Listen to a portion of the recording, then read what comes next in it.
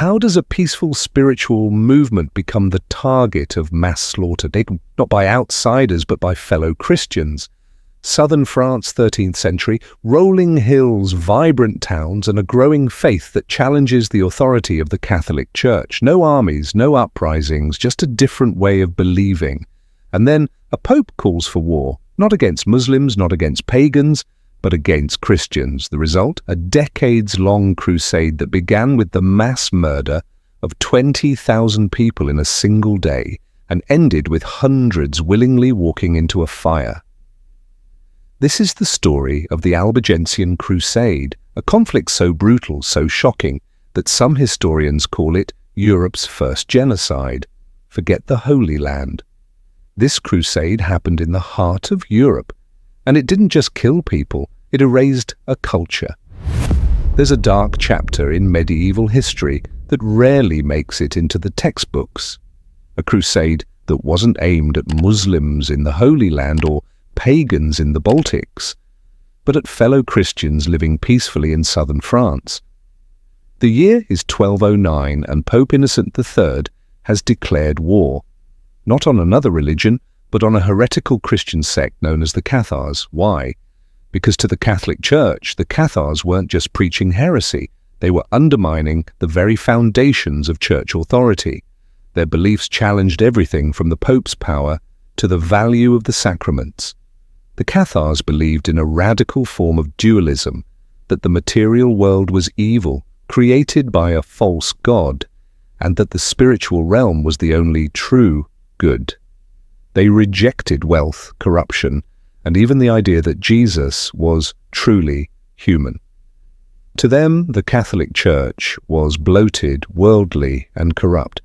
But here's the twist, and many people in southern France agreed. The Cathars weren't just tolerated.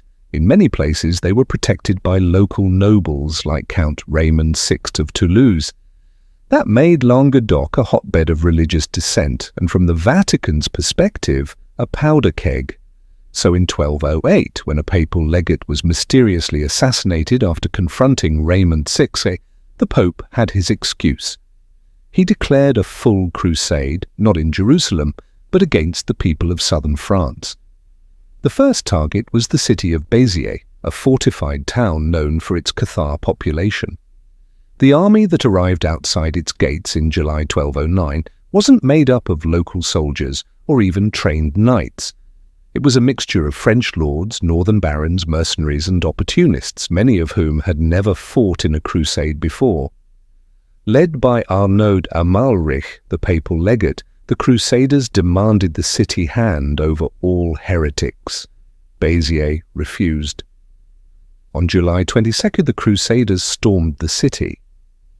According to Amalric himself, when a commander asked how to distinguish between Catholics and Cathars, he gave the chilling order: kill them all. God will know his own. It wasn't just a metaphor. The Crusaders slaughtered the entire population, men, women, children, Catholics, heretics, indiscriminately. Some accounts say 20,000 were killed in a single day. Churches became butcheries. People were burned alive inside cathedrals. Beziers was wiped off the map, and the message to the rest of Languedoc was clear. After Beziers, the crusade needed a leader who wouldn't flinch. They found one in Simon de Montfort, a northern French noble who would become the face of the Albigensian Crusade. Montfort was relentless, pious, and brutal. With the Pope's blessing, he waged total war on the region. In Carcassonne, the next major Cathar stronghold, Montfort didn't massacre the population. Instead, he expelled the entire city. Imagine thousands of people forced out with nothing but the clothes on their backs, left to die in the summer heat. In Minerve, after a long siege, Montfort accepted the town's surrender. But when 140 Cathars refused to renounce their faith, he had them burned alive. Lavore in 1211 may have been even worse. After taking the town, Montfort had the local noblewoman, Dame Girauda, thrown into a well and stoned to death. Then he burned 400 Cathars at the stake. These weren't just military victories. They were acts of terror designed to crush any resistance, religious or political. And yet, resistance didn't stop.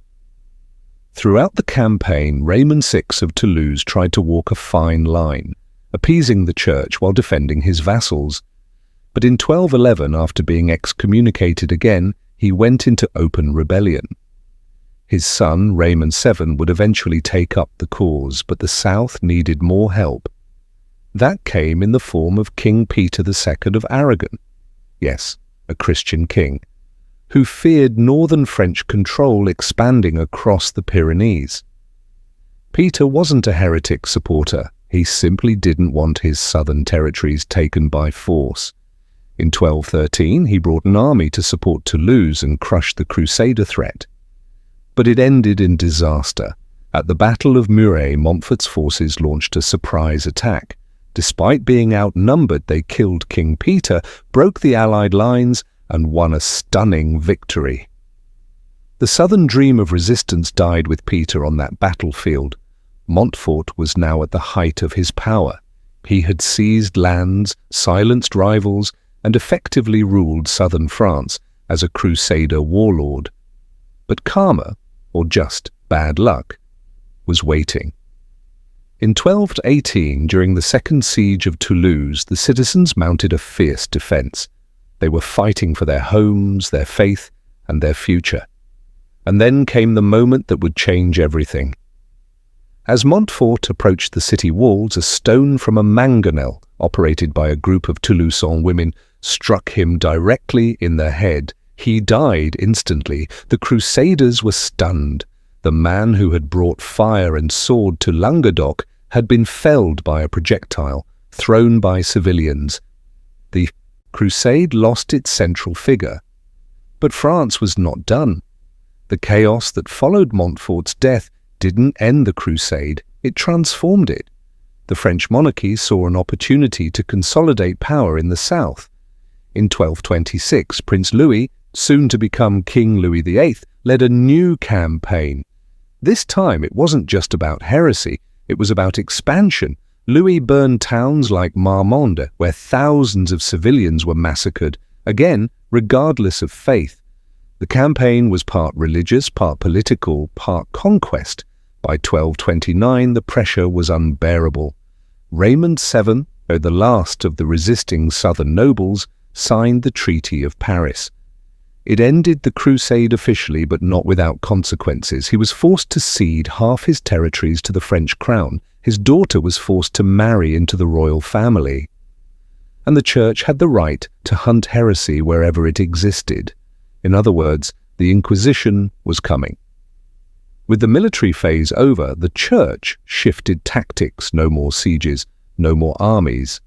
Now came the Inquisition, a system of interrogation, torture, and surveillance aimed at rooting out every last Cathar. Cathars were now hunted like animals, families were interrogated, neighbors were paid to betray one another. Entire villages were burned just for hiding heretics. But still, one stronghold remained, Montségur. Perched high in the Pyrenees, it was the last bastion of Cathar faith, a mountaintop fortress that resisted both army and Inquisition for over a decade. In 1244 it fell, but the Cathars inside, the Perfects, did something no one expected. Rather than recant, 225 of them walked voluntarily into the flames. It wasn't suicide, it was martyrdom. They would rather die than deny what they believed in. That fire marked the end of organized Catharism. When the flames of Montségur died out, the Albigensian Crusade was over, but its legacy was just beginning. Estimates suggest that between 200,000 and 1,000 people died over 35 years. The French monarchy gained direct control of southern France, pushing its borders to the Mediterranean. The Inquisition became a permanent institution of the Church, later used in Spain, Italy, and beyond. And the idea that religious dissent could be wiped out by sword, fire, or fear became a brutal template for centuries to come.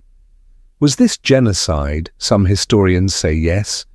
A targeted campaign to erase an entire belief system, culture, and population. Others argue it was more about power and politics than pure religious extermination.